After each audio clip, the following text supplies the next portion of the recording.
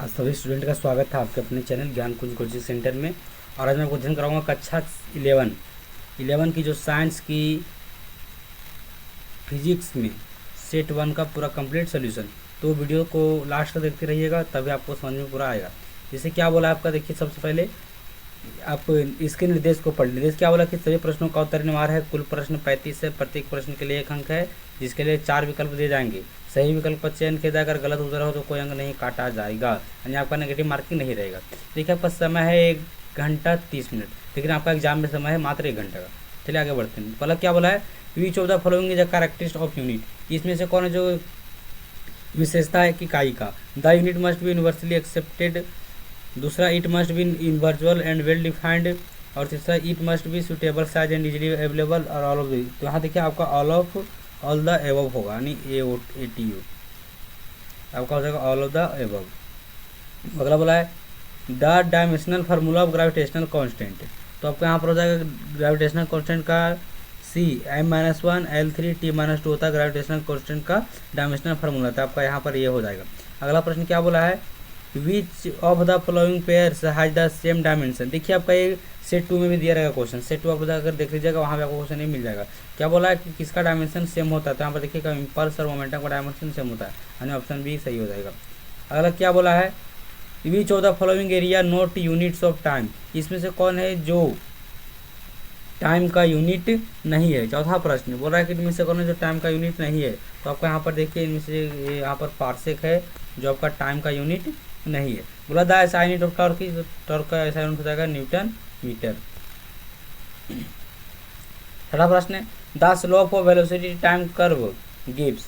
बोल रहा है कि स्लोप वेलोसिटी टाइम का हमको स्लोप क्या देगा।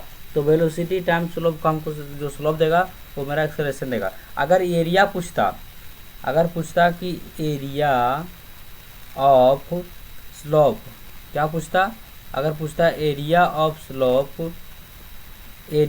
स्लोप वेलोसिटी टाइम, तो हमको देता डिस्प्लेसमेंट। अगर यहाँ एरिया रहता स्लोप हो जाएगा तब, अगर यहाँ स्लोप है इसलिए आपका वेलोसिटी टाइम क्या देगा, आपको देगा एक्सेलरेशन। अगर आपका एरिया रहता तो रहता आपका डिस्प्लेसमेंट। अगला क्या है, a ball is projected with a velocity of 20 metre per second vertically, find the distance travel into first 2 second. और यहाँ आपको यूज करना है G 10 metre per second square. तो आपका सही आंसर होगा 7वां का ऑप्शन नंबर ये 20 मीटर। 8वां प्रश्न क्या बोला है, acceleration is the which type of physical quantity. Acceleration क्या है, vector, scalar, tensor and none of these. तो आपको यहाँ पर हो जाएगा स्केलर नहीं हो, क्योंकि यहाँ पर वेक्टर होता है। वेक्टर क्यों होगा, क्योंकि एक्सेलरेशन एक निश्चित दिशा में एक फिक्स डायरेक्शन में काम करता है। If the displacement of an object is 0, अगर कोई डिस्प्लेसमेंट कोई ऑब्जेक्ट का डिस्प्लेसमेंट क्या है, 0 है, then what we can say about इस डिस्टेंस कवर्ड। तो हम लोग इसके डिस्टेंस कवर्ड के बारे में क्या कह सकते हैं। तो हम लोग ये कह सकते हैं कि या शून्य भी हो सकता है या शून्य नहीं हो सकता है, यानी इट मे बी 0 और इट नॉट मे बी 0।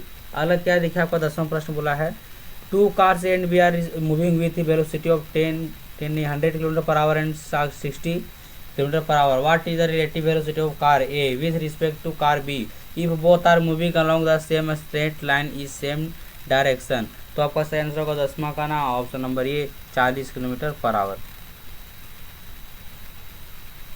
अगला बोला है प्रश्न क्या है, the rate of change of displacement is called.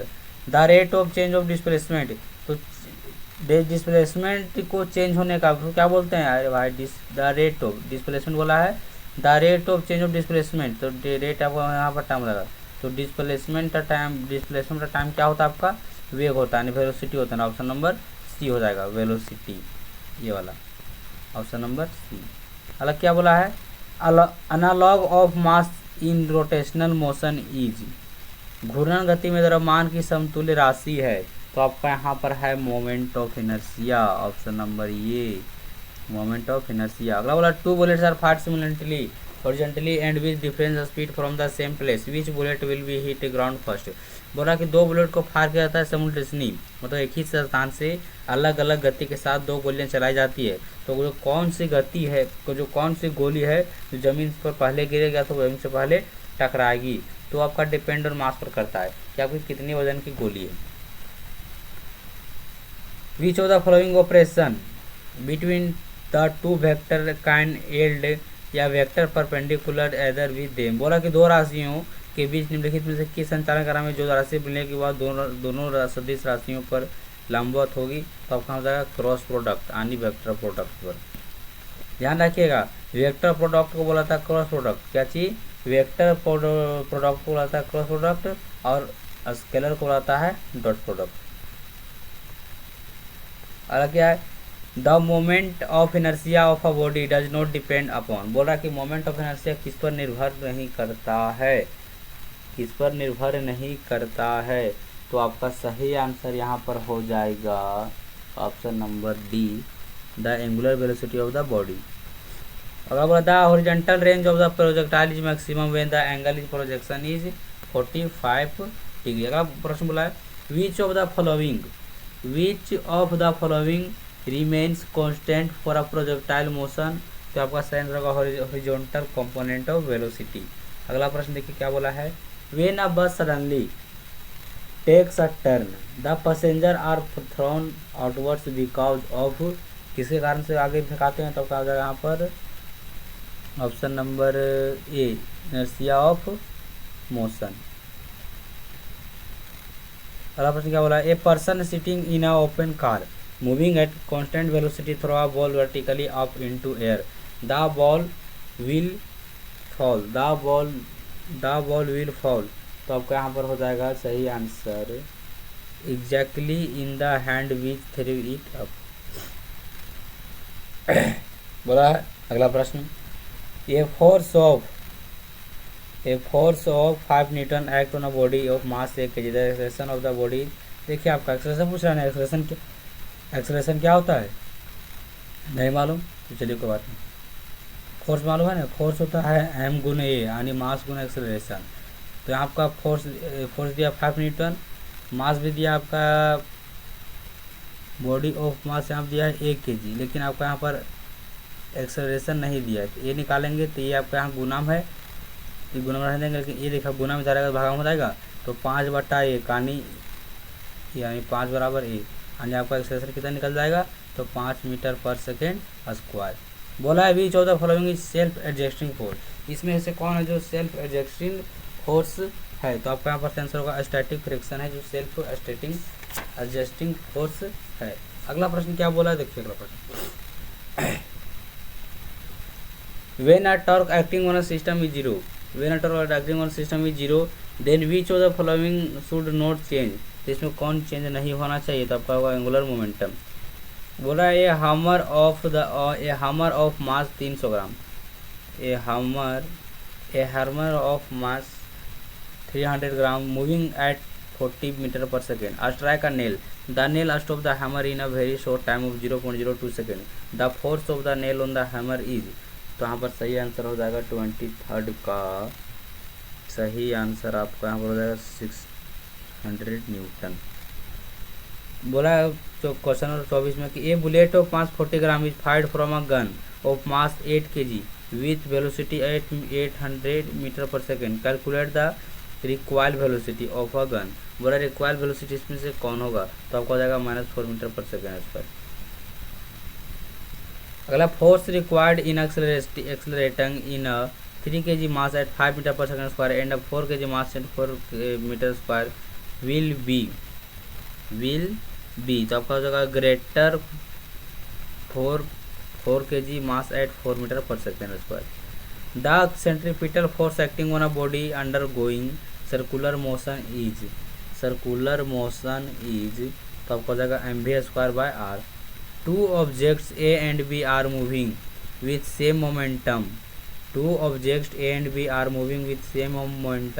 Mass of body B is greater than mass of object A. Which of the two objects will have higher kinetic energy? तो आपका higher kinetic energy आपका हो जाएगा यहाँ पर देखिए both the object will have same kinetic, दोनों के पास आपका सेम काइनेटिक एनर्जी रहेगा। Area under force displacement curve, अगर देखिए आपका एरिया पूछा है तो आप क्या कीजिए, फोर्स डिस्प्लेसमेंट दिया हुआ है और आपको क्या पूछ रहा है एरिया, तो ध्यान रखें कि फोर्स यहाँ पर किस चीज़ से बनता है, एक बनता है डिस्प्लेसमेंट से और किस चीज़ से बनता है, तो उसको आपको यहाँ पर लिखना है। तो आपका एक यहाँ पर बनेगा, ध्यान दीजिएगा, तो आपको यहाँ लिखा आंसर हो जाएगा आपका वर्क डन यानी option number D. What is the average power required to lift a mass of 100 kg to a height of 50 metre in 50 second. तो उसका हो जाएगा 980 वाट।